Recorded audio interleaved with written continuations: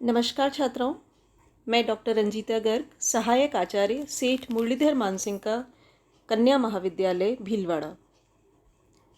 पिछले लेक्चर में हमने सामाजिक सर्वेक्षण के अर्थ को समझा था, उसके अध्ययन क्षेत्र के बारे में डिस्कस किया था और उसकी जो विशेषताएं हैं उसके बारे में जिक्र किया था। आज हम बात करेंगे सामाजिक सर्वेक्षण के उद्देश्य, महत्व एवं सीमाओं के बारे में।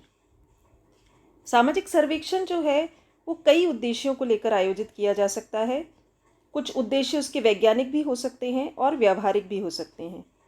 ज्ञान प्राप्ति, समस्याओं के कारण, निवारण या समाज सुधार की योजनाओं के उद्देश्य से सामाजिक सर्वेक्षण किए जा सकते हैं।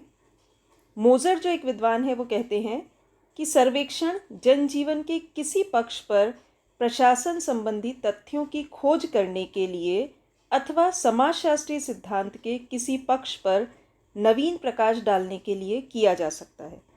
यानी प्रशासन संबंधी कोई अगर जानकारी आपको प्राप्त करनी है उन तथ्यों की खोज के लिए भी, और समाजशास्त्रीय सिद्धांत में कुछ नवीन ज्ञान प्राप्त करने के उद्देश्य से भी, यानी व्यावहारिक और सैद्धांतिक दोनों उद्देश्य सामाजिक सर्वेक्षण के हो सकते हैं। हम यहाँ पर कुछ प्रमुख उद्देश्यों की बात करेंगे। पहला है सामाजिक तथ्यों का संकलन। सामाजिक सर्वेक्षण जो हमें पता है कि एक वैज्ञानिक विधि है, इसके माध्यम से समाज से संबंधित कुछ विश्वसनीय तथ्यों का संकलन किया जा सकता है। समाज के अलग अलग वर्गों का रहन सहन, उनका आय का वितरण, उनकी आर्थिक और सामाजिक जीवन के बारे में, धर्म, मनोरंजन, शिक्षा, व्यापार, किसी भी प्रकार के जो सामाजिक तथ्य हैं, उनकी वैवाहिक स्थिति, उनकी पारिवारिक संरचना, उन सब के बारे में संकलन करने के उद्देश्य से सामाजिक सर्वेक्षण किए जाते हैं। दूसरा है सामाजिक समस्याओं का अध्ययन।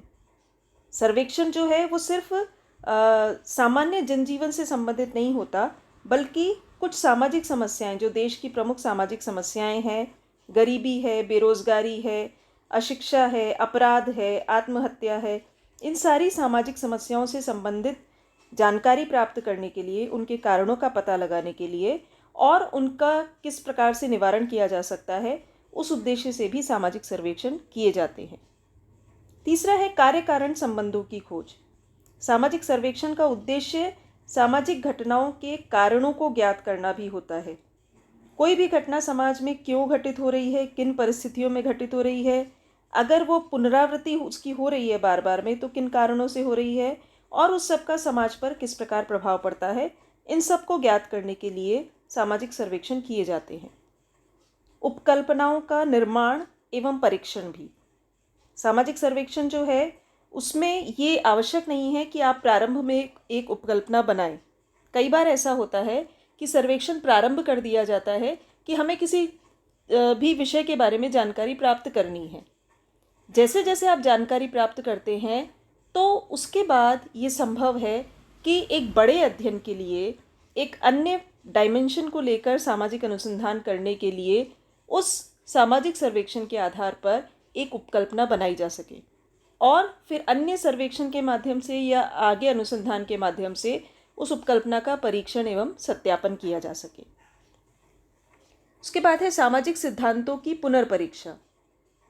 सर्वेक्षण जो है उसका एक उद्देश्य ये भी होता है कि जो ऑलरेडी एस्टेब्लिश्ड कुछ थ्योरीज हैं, जो पहले से विद्वानों ने कुछ सामाजिक सिद्धांत बनाए हैं, उनको दोबारा से वेरीफाई किया जाए, उनका दोबारा से एग्जामिनेशन किया जाए।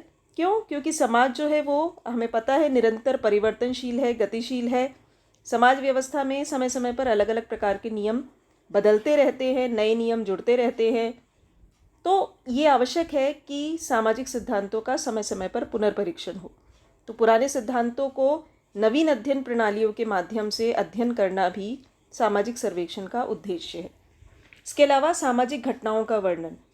समाजशास्त्रियों के लिए सामाजिक सर्वेक्षण का उद्देश्य पूर्णतया वर्णनात्मक भी हो सकता है, जैसे सामाजिक दशाएं, संबंधों तथा व्यवहार आदि का अध्ययन।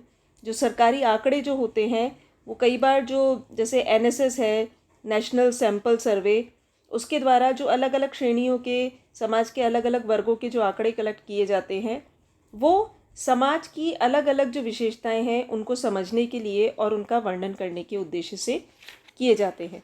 तो ये कुल मिलाकर सामाजिक सर्वेक्षण के प्रमुख उद्देश्य है।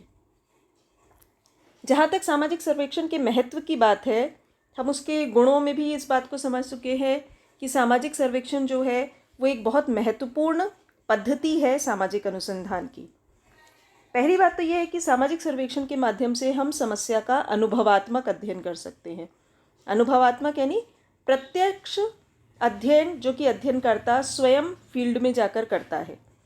अध्ययनकर्ता स्वयं लोगों से रूबरू होता है, प्रत्यक्ष संपर्क स्थापित करता है, घटनाओं के क्षेत्र में जाता है, व्यक्तिगत संपर्क स्थापित करके प्राथमिक तथ्यों का संकलन करता है। इसके कारण वो पहले से किसी बायस्ड ओपिनियन का उस पर असर कम रहता है और जो वो सामने देख रहा है उसका वो अध्ययन कर पाता है। दूसरा है वस्तुनिष्ठ अध्ययन। जाहिर सी बात है, अगर हम किसी चीज़ का अनुभवात्मक अध्ययन कर रहे हैं तो व्यक्तिगत पक्षपात की संभावना कम हो जाती है। समस्या के बारे में एक वस्तुनिष्ठ एवं तटस्थ अध्ययन जो है वो सामाजिक सर्वेक्षण के माध्यम से किया जा सकता है। तीसरा है उपकल्पना निर्माण में सहायक। ये अभी हमने उसके उद्देश्य में भी बात की कि सामाजिक सर्वेक्षण के माध्यम से नई उपकल्पनाओं का निर्माण किया जा सकता है। सर्वेक्षण प्रारंभ करने के लिए आवश्यक नहीं है कि आपके पास कोई उपकल्पना हो, परंतु सर्वेक्षण से जो निष्कर्ष निकले हैं उसके आधार पर भावी अनुसंधान के लिए एक उपकल्पना बनाई जा सकती है। फिर है प्रामाणिक निष्कर्ष। सर्वेक्षण ये इस आधार पर बहुत महत्वपूर्ण है कि सर्वेक्षण के आधार पर हम कुछ बिल्कुल ठोस नतीजों पर पहुंच सकते हैं, विश्वसनीय नतीजों पर पहुंच सकते हैं, क्योंकि समस्या से संबंधित तथ्यों का संकलन स्वयं अध्ययनकर्ता द्वारा क्षेत्र में जाकर किया जा रहा है।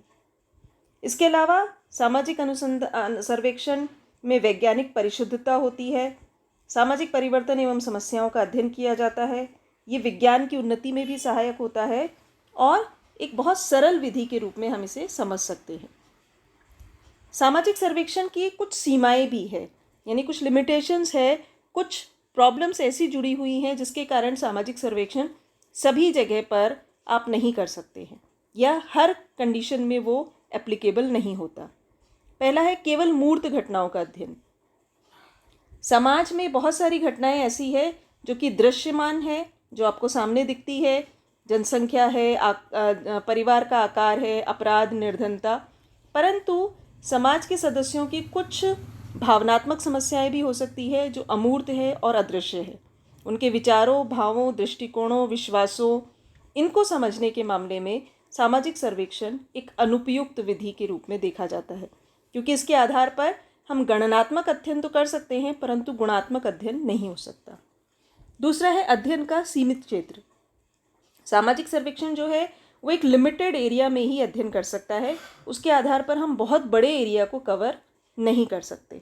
समस्याओं का जो व्यापक और बहुमुखी पक्ष है उसके अध्ययन में सामाजिक सर्वेक्षण कम उपयुक्त माना जाता है। तीसरा है एक अध्ययन दल की आवश्यकता। सर्वेक्षण अगर बहुत बड़े पैमाने पर किया जाता है तो इसके लिए बहुत सारे कार्यकर्ताओं की आवश्यकता होती है। एक पूरा ग्रुप बनता है, बड़ा सा एक स्टडी टीम बनती है जिसमें निर्देशक होगा, उपनिदेशक होगा, अनुसंधान अधिकारी होंगे, कुछ क्लैरिकल स्टाफ होगा, कुछ फील्ड वर्कर्स होंगे, कुछ प्रगणक या जो कैलकुलेट करेंगे स्टैटिस्टिकली सारे डेटा को। इन सारे लोगों की आवश्यकता होती है। इन सबको प्रशिक्षित करना, उनमें तालमेल स्थापित करने में कई बार परेशानी आती है। विभिन्न कार्यकर्ताओं में कई बार पारस्परिक सहयोग भी नहीं हो पाता, जिसके कारण तनाव भी क्रिएट हो सकता है।